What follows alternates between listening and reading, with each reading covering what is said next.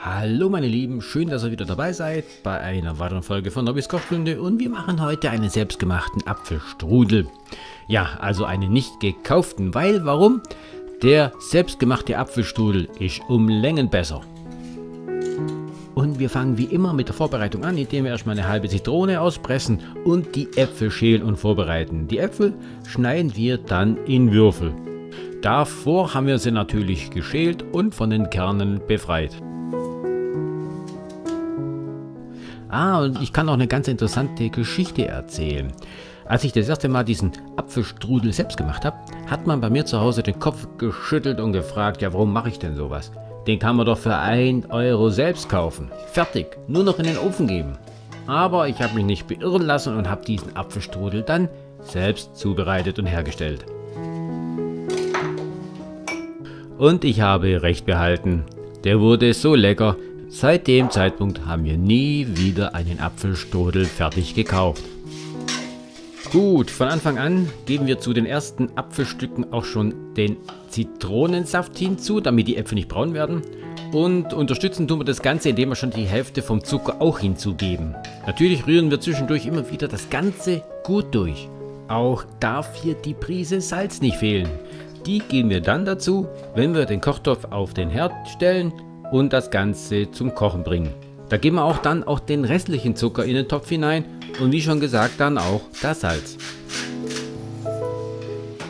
Okay, was wird jetzt passieren? Also, die Äpfel werden Saft verlieren und der Zucker wird schmelzen und somit wird eine Flüssigkeit entstehen und genau das wollen wir. Wir werden dann den Deckel drauf machen. Warum? Wir wollen nicht, dass Wasserdampf verdampft, wir wollen alles im Kochtopf drin behalten. Wir werden jetzt die Äpfel, sage ich mal, für ca. 15 bis 20 Minuten lang kurz köcheln. Können wir schon weitere Vorbereitungen treffen, indem wir zum Beispiel ein Ei trennen, weil später brauchen wir noch ein Eigelb, oder den Blätterteig auf das Backblech geben.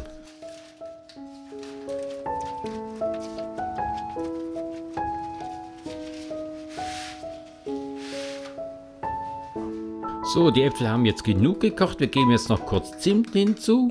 Dann rühren wir Stärke mit Wasser an und dann wären die Äpfel auch schon fertig.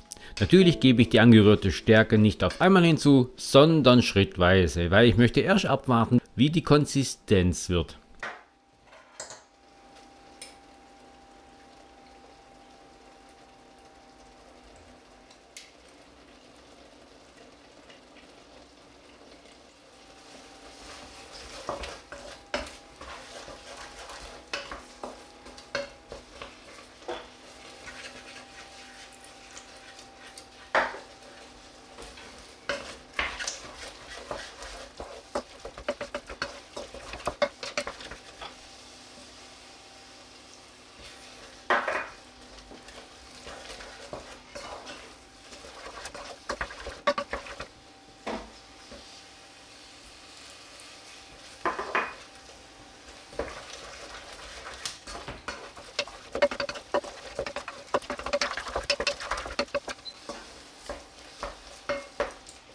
Sobald wir dann alles schön verrührt haben und die Konsistenz erreicht haben, die wir haben wollen, geben wir dann die Äpfel in die Mitte vom Blätterteig drauf und zwar länglich.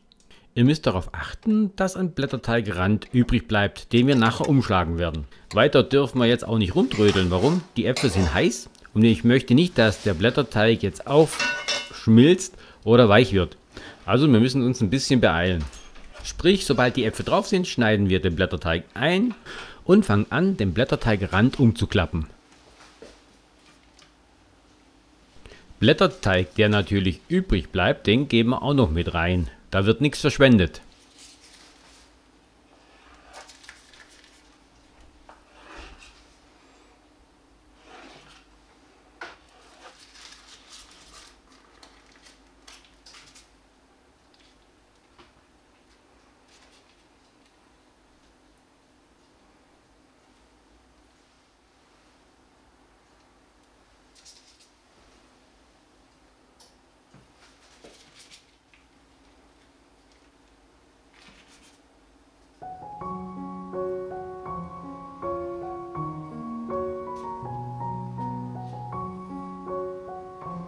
Sind wir dann mit Umklappen fertig?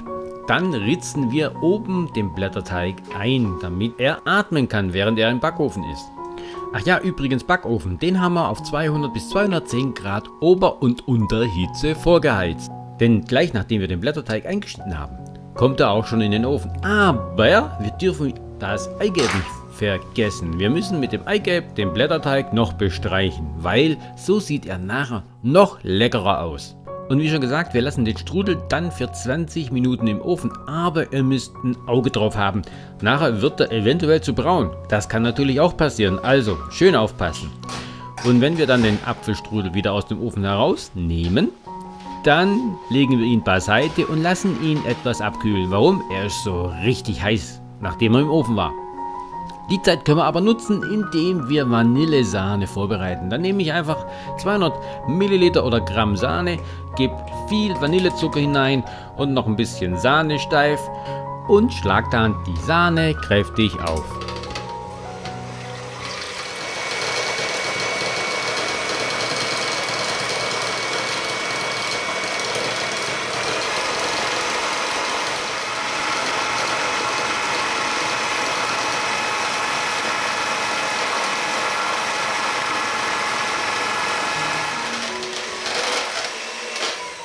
Und wenn jetzt der Apfelstrudel nicht mehr ganz so heiß ist, dann schneiden wir uns ein schönes Stück von diesem super süßen, leckeren Apfelstrudel ab.